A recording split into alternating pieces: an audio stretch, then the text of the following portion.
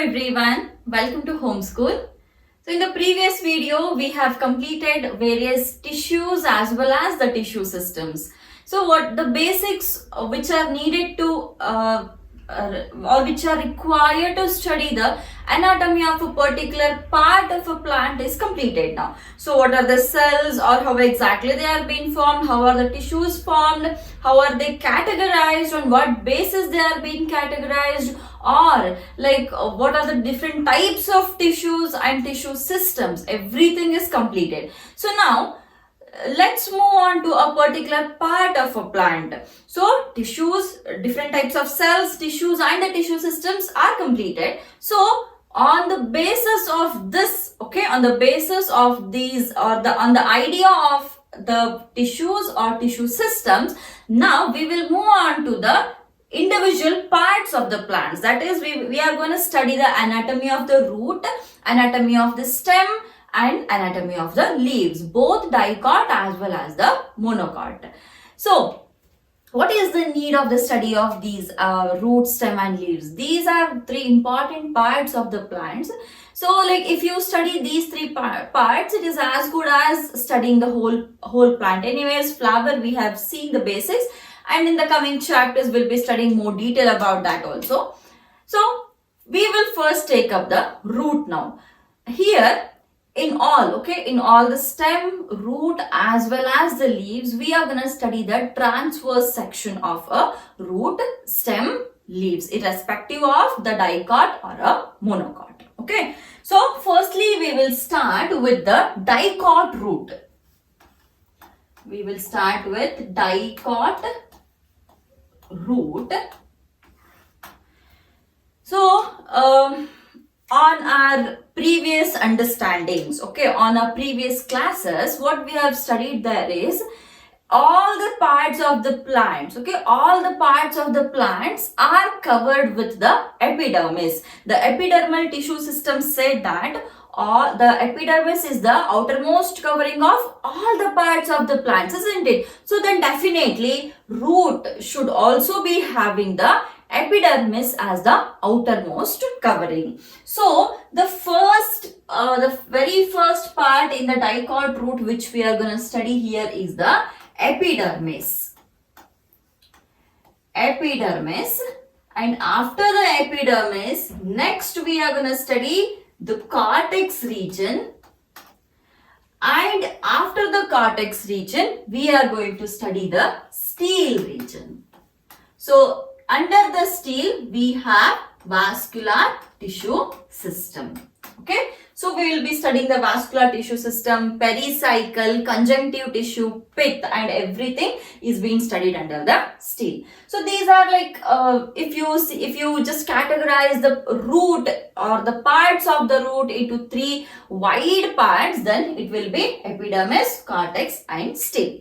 So what we'll do here is we'll first move on to the diagram only. So along with the diagram, I'll explain what are the features of it so that it will be easy to understand as well as it is easy to memorize also. Okay.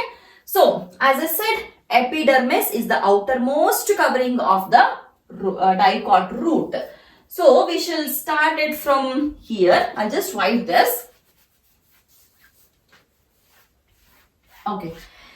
So one peculiar characteristic which you have to remember here for the epidermis is, we have already studied that epidermis is having some epidermal appendages, that is the root hairs and trichomes we have studied. Since we are speaking about the root here, we are going to draw a few root hairs, and the epidermis in case of the roots, epidermis in case of the roots is usually called as the epiblema. So, but whereas in case of the stem or something else, it is not called as epiblema. It is only called as epiblema in case of the root, whether it is a dicot root or the monocot root. So, the first part which we are going to draw here is this is the epidermis, or otherwise it is also called as the epiblema. This is Epiblemma. And as I said, you can draw a couple of appendages, that is the root hairs. These are called as root hairs, and if you remember, the root hairs are unicellular in nature. Okay, so this is the first part. And the epiblemma, these cells of epidermis or epiblemma in case of the dicot root, or sorry, any root, monocot or dicot. So these are parenchymatous in nature. These are parenchymatous in nature. So since they are parenchymatous, then definitely they should be thin walled cells. Fine. So this is the first part, epidermis. Then moving on to the cortex region. So the cortex region, we had seen it in the ground tissue system. While studying the ground tissue system, I had explained that wherever we see the filling, that all filling is under the ground tissue system. So let's imagine this is the filling region, and from here I will take up the vascular region. Okay, let's imagine this will be the vascular region. Okay, so now the cortex region is again made up of all parenchymatous cells. So here these are all the parenchymatous cells which are loosely arranged with intercellular spaces. Okay, these are all with the intercellular spaces. You can draw it, it is one complete section here. We are just drawing one small part of that particular section. Okay, so this is the cortex region. This is cortex region, and these are also parenchymatous in nature. Fine. Now, usually what happens, below the epidermis, there should be one more layer which is called as the hypodermis. Remember, hypodermis is absent in the roots. Okay. Most of the times there comes a question that hypodermis can be seen in which parts, in which given below parts. There will be stem, there will be root, there will be leaf. So there is no hypodermis in case of the root. Okay. So epiblemma, cortex, and cortex is made up of the parenchymatous cells or parenchyma tissue which is loosely arranged with intercellular spaces. Now, under the cortex, we will be studying one more region here. Okay, so I'll first draw the cells and then we'll study it. These are few barrel-shaped cells. These are the barrel-shaped cells which is present continuously. This is also a part of the cortex only. Okay, this will not come under the stele. So this is the innermost layer of the cortex. And a barrel shaped means it is like this shape is called as a barrel shaped cell. This is a barrel shaped cell. See, the diagram which I am drawing here is actually the most easiest way of drawing the a transverse section of any, it might be root, it might be stem or leaf. So why I am drawing the diagram here is just to make you understand what is the easiest way of drawing a section here. Okay, so this is the innermost part of the cortex. This layer of cortex is called as the endodermis. This is called as endodermis. Okay. Now, as I said, this from here to here, it is all the cortex only. The innermost layer of the cortex is called as the endodermis. The speciality of this particular endodermis is, endodermis usually have some thickenings here.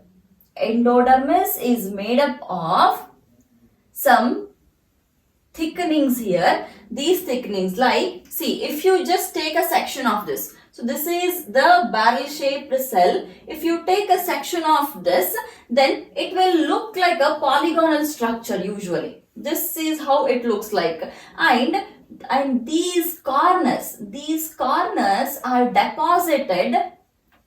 This is called as a radial deposition. So these corners are deposited with some water impermeable substance called as the suberin. Okay, these thickenings are, or these corners are thickened with the deposition of the suberin, and suberin is one material which is impermeable to water.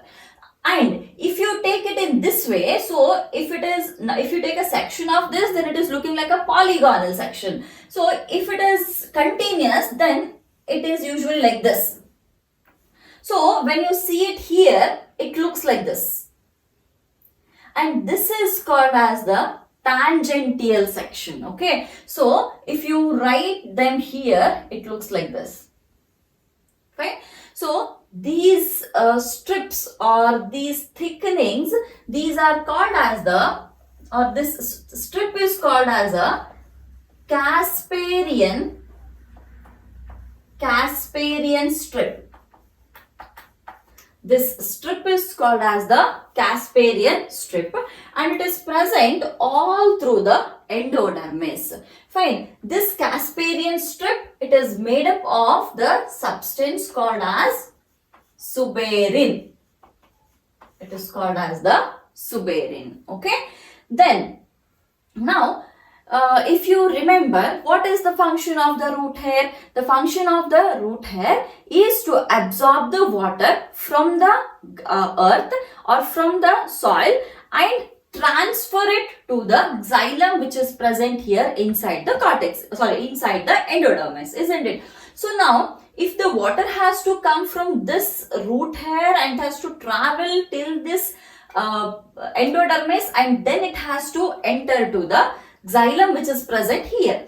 Now the question is, if the casparian walls are present, if the casparian thickening is present here, okay, if the casparian thickening is present here, which is made up of suberin and which is impermeable to water, then how will the root hair transport the water inside the vascular tissue? So how is that possible? So to allow the transfer of the water inside the endodermis, some cells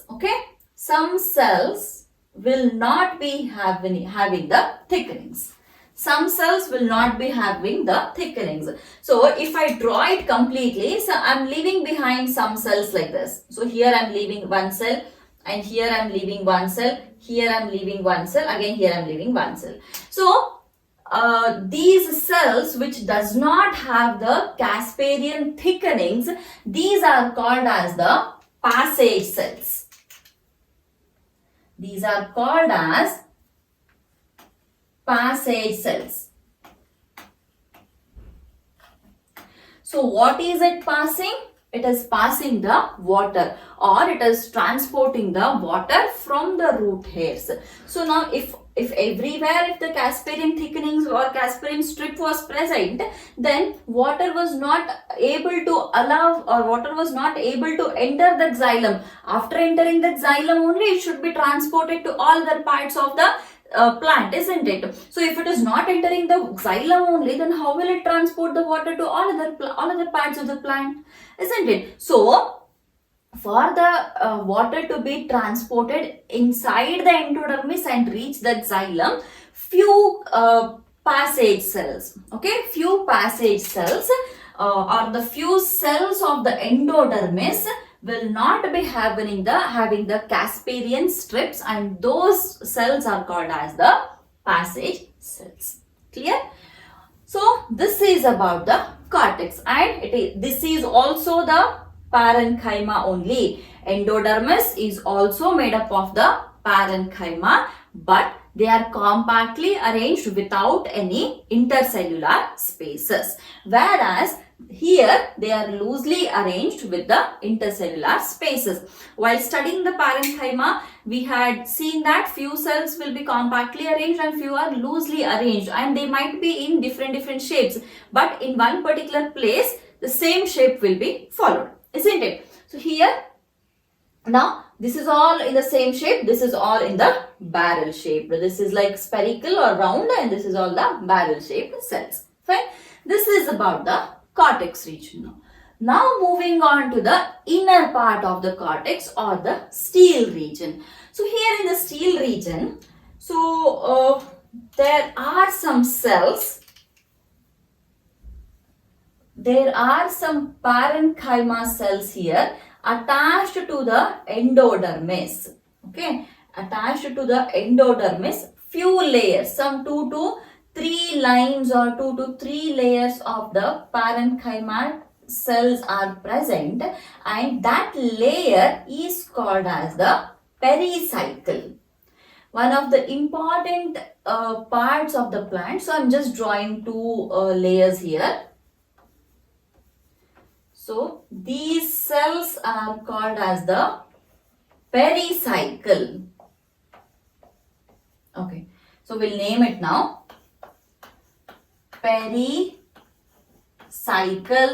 Again remember, pericycle is also parenchymatous in nature.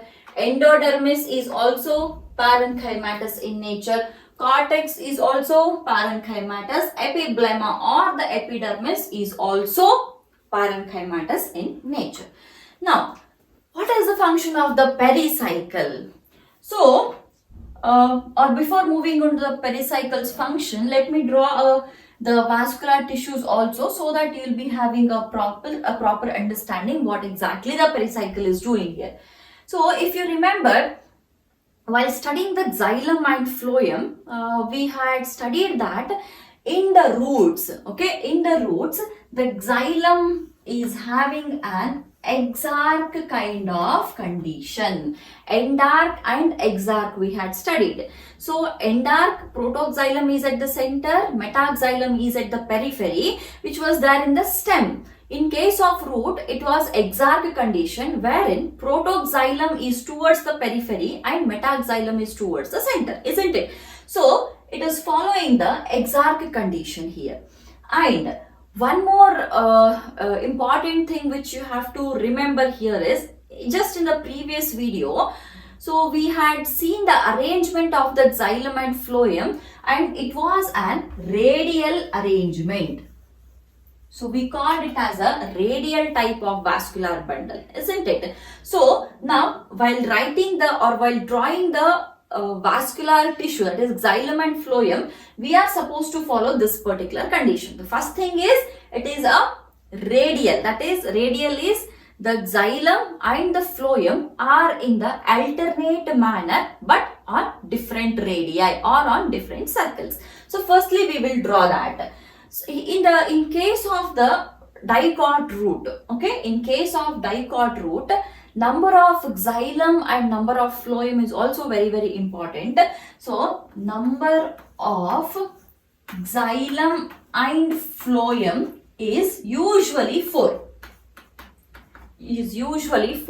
sometimes in case of the Dicot root, you can also find more than 4 number of xylems and phloem, but never and ever it will exceed 6. 6 is the maximum. Okay, so above 6 we don't see it in case of a Dicot root. Usually 4 is only usually we see 4 bundles of xylem and 4 bundles of phloem. Sometimes it may increase, but it will not go more than 6. Within the 6 only the number of xylem and phloems are found in case of the Dicot root. So we will write 4 xylem and 4 phloem. Okay, while writing the xylem, we have to follow the exarch condition. What is exarch? Exarch means the protoxylem is at the periphery, metaxylem is at the center, protoxylem is at the periphery. That is called as an exarch condition, isn't it? So always remember, protoxylem is smaller and then the metaxylem is bigger. So what happens here? So let's draw it with some different color. Here, let me draw 1, 2 and 3. Okay, this is one set of xylem I'm drawing. This is one set of xylem. Next, this is 1, 2 and 3. This is second set of xylem. This is 1, this is 2, sorry, 1, 2 and 3. This is third set of xylem. Then 1 and 2 and 3. This is the fourth set of the xylem. So 1, 2 and 3. Okay. So these are the 4 xylems now. So if there are 4 xylems, then we had seen that there should be 4 phloems also. So now we will write 4 patches of phloems here. This is the first patch. This is the second patch. This is the third patch. And this is the fourth patch. This is the 4 phloem patches, and these are the 4 xylem patches. So let me just name them. This is phloem and this is xylem. Phloem and xylem. Okay. Now, so phloem and xylem we have written. So now we will come back to the pericycle. So we had seen that in the previous video that in case of the dicots we can see secondary growth, isn't it? What is secondary growth? In case of secondary growth, the cambium will be formed. The cambium will be formed and that will lead to the secondary growth.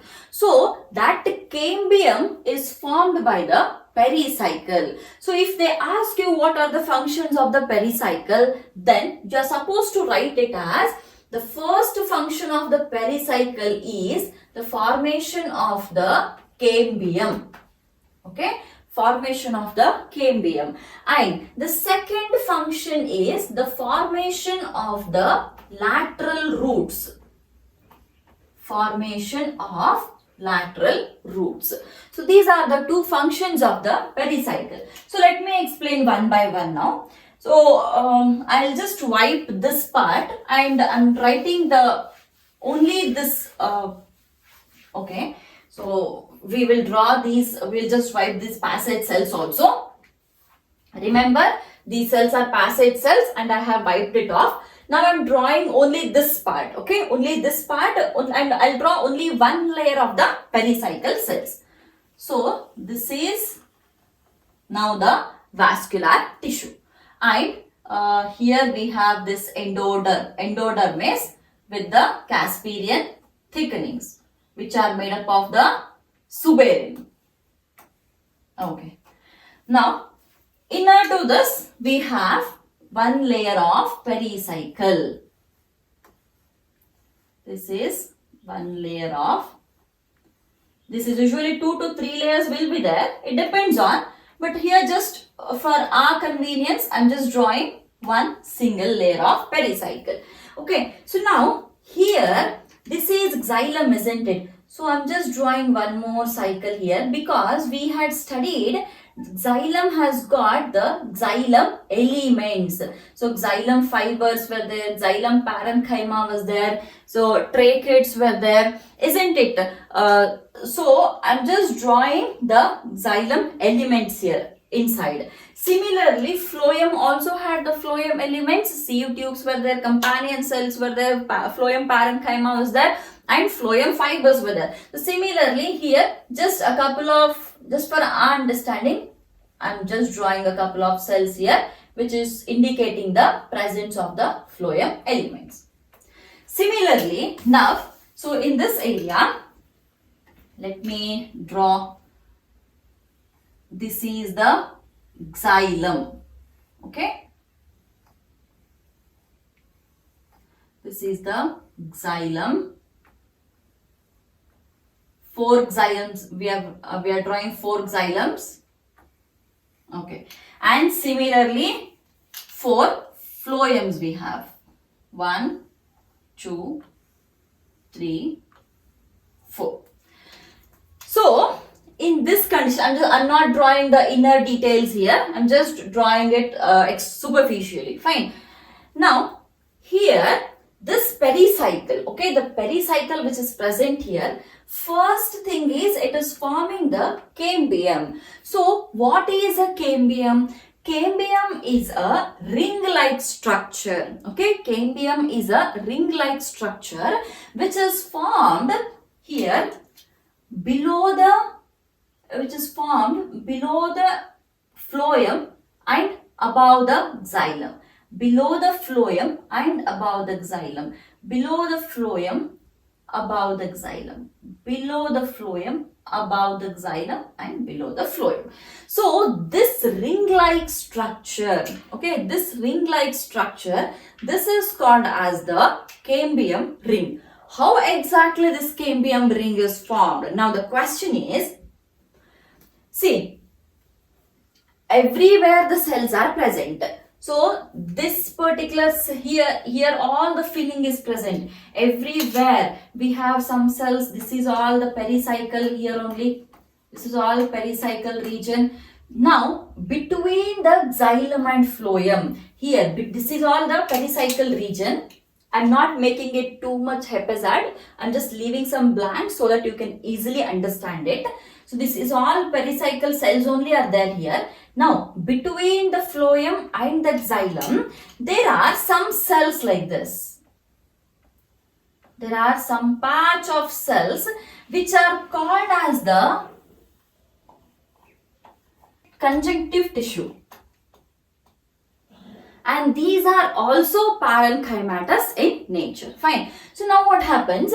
So since the tissues are here, some tissues, okay, some tissues of these pericycle. So this is all actually pericycle only. Before it was pericycle. Now what has happened? Along with this, along the layer, along this particular ring, one layer of cell will gain the meristematic activity. Fine. One layer will gain the meristematic activity, and that particular line of the meristematic activity is called as the cambium. Fine. So later on that this particular ring of the cambium will lead to the expansion of the cells and form the secondary growth. That details we'll see it in the secondary growth, as well as the formation of the ring and everything will again repeat in the secondary growth. If you don't understand it now, not an issue at all, because you can again study it in the secondary growth. There will take it in detail, much more detail.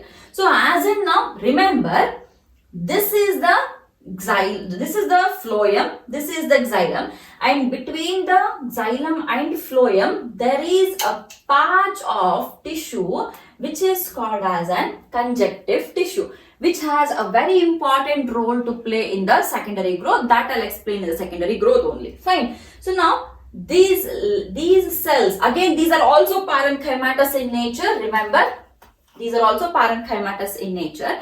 Now these cells, fine, these cells build from below the phloem, above the xylem, it will form a ring-like structure, and that ring is called as the cambium ring. And if you remember in the previous video, we had studied if the cambium is present, okay, if the cambium is present, then we had called it as a open vascular bundle, and in the open vascular bundle, we can see the secondary growth. If there is no cambium, then there is no secondary growth, and such vascular bundles are called as the closed vascular bundles. So this is the structure of the vascular tissue. Now after this, one more, lateral roots we left out. So lateral roots are again from this particular pericycle cells only. Sometimes we get to see some lateral roots. Hence, since they are originating from the pericycle, that is the reason why the lateral roots are called as the endogenous roots. Fine. Now, this is all connective tissue. Here all we have the connective tissues only. I am not haphazarding it more. I am not filling it more. Now, some space is left out here. So, this space is also filled with the parenchyma cells, and this cell is called as the pith. This is called as the pith region, and pith is also parenchymatous in nature.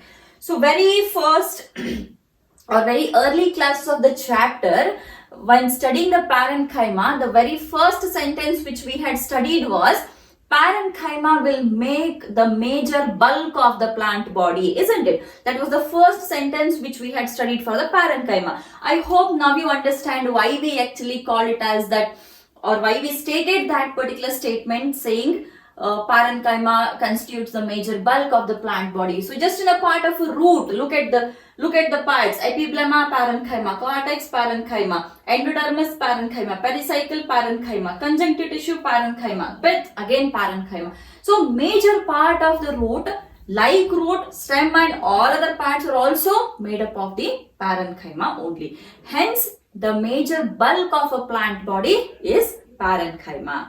I hope it is now clear. Fine. So this is the anatomy of a dicot root. Dicot root it is. So what you have to remember here, in case of a dicot root, epidermis is called as epiblema. In the questions, in the NEET questions, instead of asking it as the epidermis, sometimes they'll ask it as epiblema. So they'll not mention it as root or stem. So if epiblema is mentioned, then you should have an understanding or idea that they are speaking about the root only. Irrespective of the monocot or dicot, in both roots, the epidermis is called as the epiblema.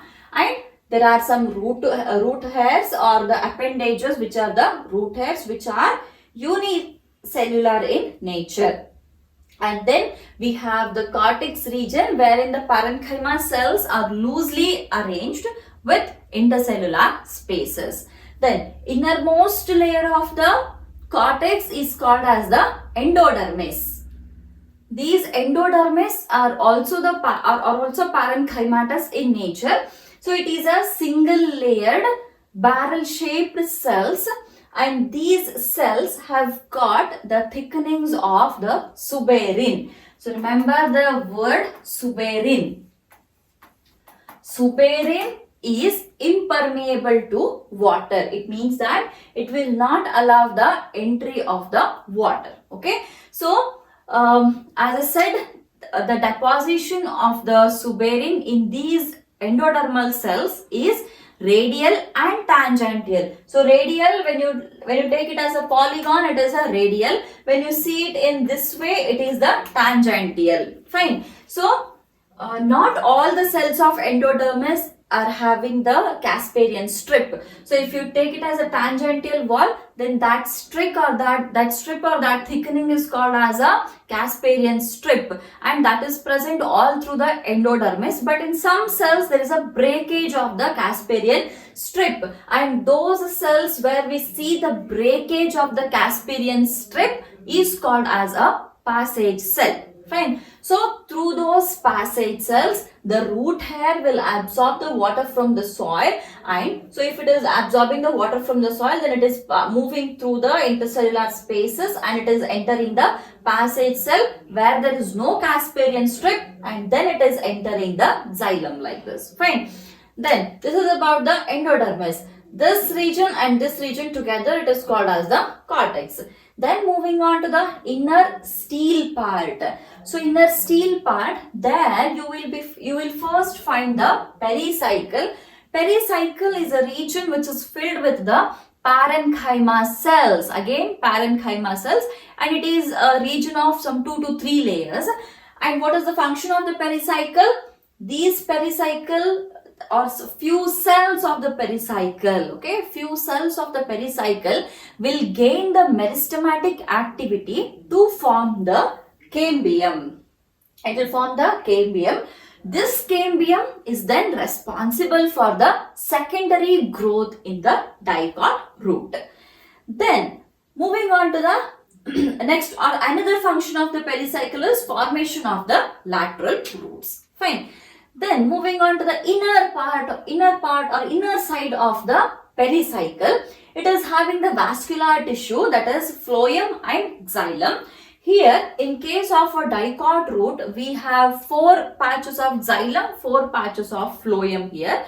In some cases, you can see the increased number of xylem and phloem, but however, 6 is maximum. So above 6, we don't find it in the dicot root. Fine. So 4 patches of xylem and 4 patches of phloem. So how is the arrangement of the xylem and phloem? The arrangement is radial arrangement. Okay, it is radial arrangement. And in case of a radial vascular bundle, how are the xylem and phloem arranged? They are arranged alternate to each other. After one xylem, one phloem, xylem, phloem, one xylem, phloem, xylem, phloem. But the xylem is present in a separate ring, phloem is present in a separate ring here. So they are present at 2 different radii but alternate to each other. That is called as a radial type of arrangement or radial vascular bundle. Then moving on to the details of the xylem. Xylem is arranged in the exarch condition. In case of exarch condition, the protoxylem is at the periphery and the metaxylem is towards the center. So metaxylem is the newly formed xylem. Protoxylem is the earlier xylem. So here, this is the protoxylem, the smaller one is the protoxylem, and this is the bigger one is the metaxylem. Okay. So this is about the vascular tissue. Then another important part which is remaining here is between the xylem and the phloem, there is this V, isn't it? So between the xylem and phloem, this V shape can be seen. So this or the cells which are present here are called as the conjunctive tissue, or the patch of a tissue which is present here is called as a conjunctive tissue. Then finally, where these 4 metaxylems will meet, so there you have a small place remaining, and that is called as the center, and that is called as pith. Okay, so since there is no very prominent region available for the pith, we usually say that pith is inconspicuous in case of the dicot root. We don't have a prominent pith. Pith is inconspicuous. This is how you have to mention it in the examination also. The pith is inconspicuous. That is, you don't have a proper region, wide region for the pith available. Alright. This is about the anatomy of the dicot root. So, what we shall do is, in the next video, okay, in the next video, we will take up the anatomy of the monocot root. Fine, we'll complete the monocot root. As soon as we complete the monocot root, we will also take up the secondary growth in case of the root. So, firstly, we'll take up the anatomy of the monocot root, and then we'll see some differences between the dicot root and monocot root, and then we'll straight away complete the secondary growth in the next video. Fine. So we'll complete the video about this, and I'll see you guys in the next video.